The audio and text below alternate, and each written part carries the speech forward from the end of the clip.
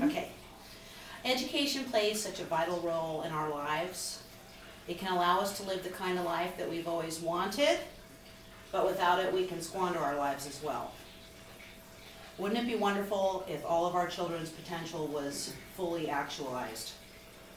What kind of country would we be living in right now? What about children with learning or behavioral disabilities? These children are disabled, but not disabled enough to qualify to go to alternative schools. Do these children slip through the cracks in our educational system? I'm Tiffany, and I have a son with Asperger's autism, and I'm very aware of the failings of our educational system for these kinds of special needs children, as well as regular children. Because of my son, I have also taken it upon myself to do an incredible amount of research on the subject of education reform, which is needed if America is to produce competent, educated young people that are capable of critical thinking. And this would also ensure a spot for Americans in the global economy. I'm going to concentrate on a few of the problems within the American educational system. This includes standardized testing, which I hate. I'm also going to talk a little bit about the Finnish school system, as it's one of the best in the world. If America was to make education a priority, like the Finnish, there would be long-lasting positive consequences. Finland has a successful educational system that America could model in order to modernize our educational system, as well as revolutionize the way we teach. According to the Organization for Economic Cooperation and Development, which I will call the OECD from now on, they wrote an article in 2010 called Lessons from PISA for the United States, Strong Performers and Successful Reformers in Education. The United States ranks 17th in reading, 24th in science, and 30th in math. The Program for International Student Assessment, known as PISA, assesses basic knowledge of 15-year-olds from countries around the world.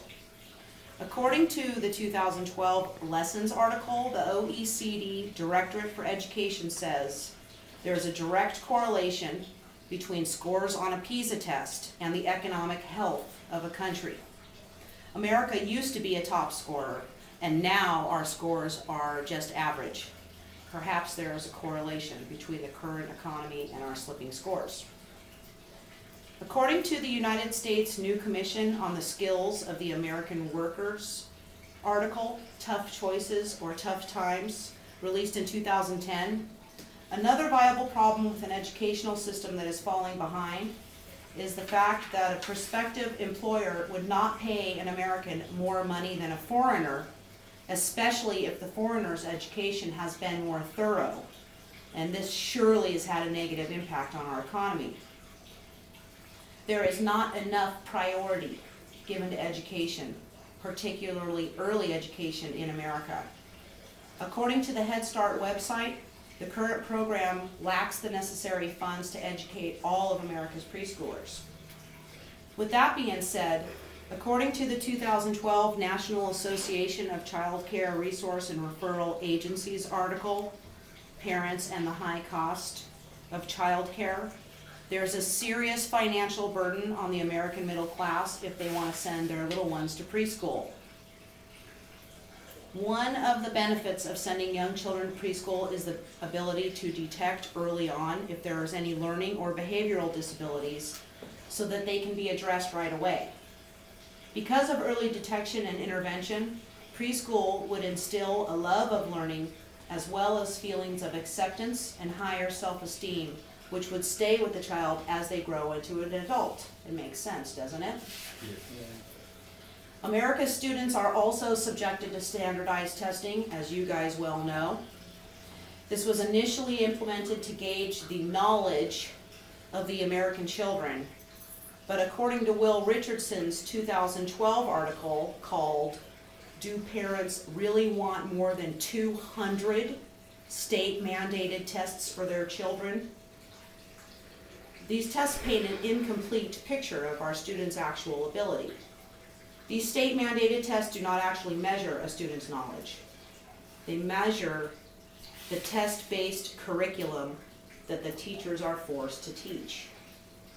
This curriculum does nothing to promote critical or higher order thinking. This test-based curriculum disallows for creative teaching. But the teachers are forced to base their classroom studies on the test because according to the U.S. Department of Education in 2003, the entire financial structure of the American educational system is based on standardized testing.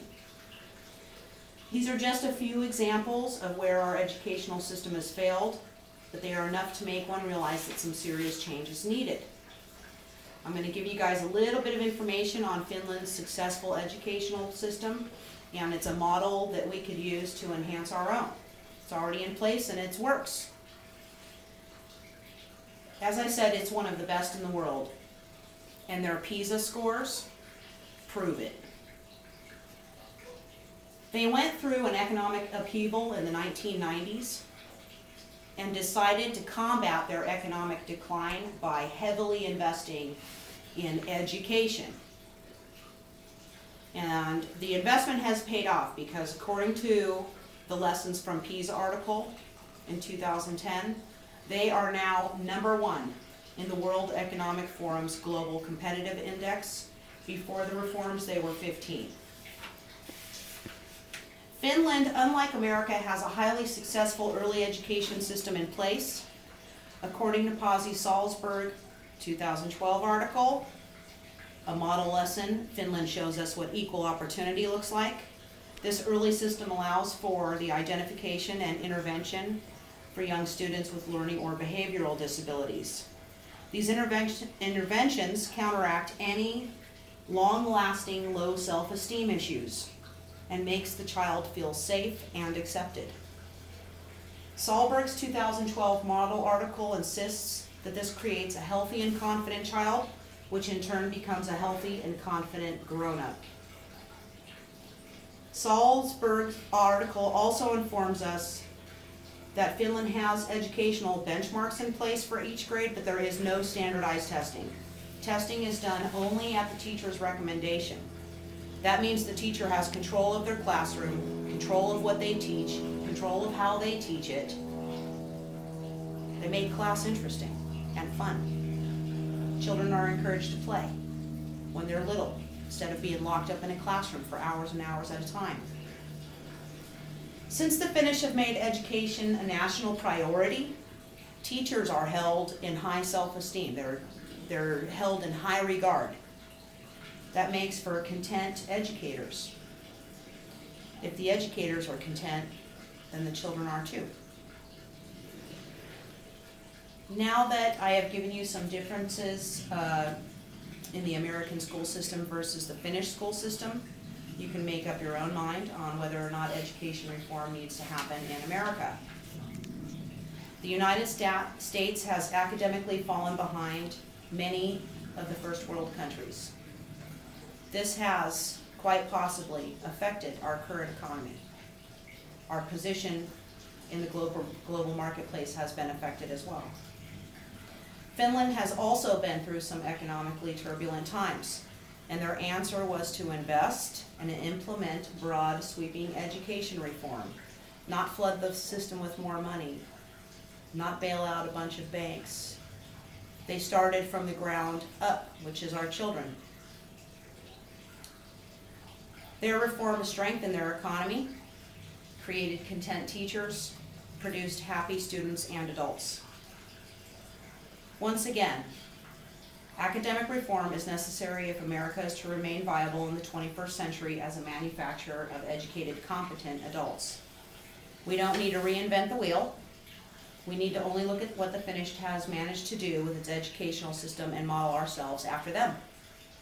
There is a very good possibility that our country will continue to deteriorate if we don't implement some serious changes. And we simply can't afford to allow that to happen. We need to start all children on their educational path at an early age. If there are any inherent disabilities, they can be dealt with early on, and a love of learning can be imparted. The direct result of such a revolution would be an entirely new, viable school system with interested students and content teachers. An indirect result would be a population of successful, confident adults with a new attitude of national solidarity and a healthier economy. Thank you. So I have some handouts for you guys. I mentioned a bunch of different articles in my speech, and these are the names of the articles as well as the website addresses. And I put an asterisk next to the model article, which is actually really interesting. It gives you a little bit of background on what happened in Finland. And the guy who wrote it is an expert in his field and still really, really involved in the Finnish school system. Thank you. And here's one for my camera girl.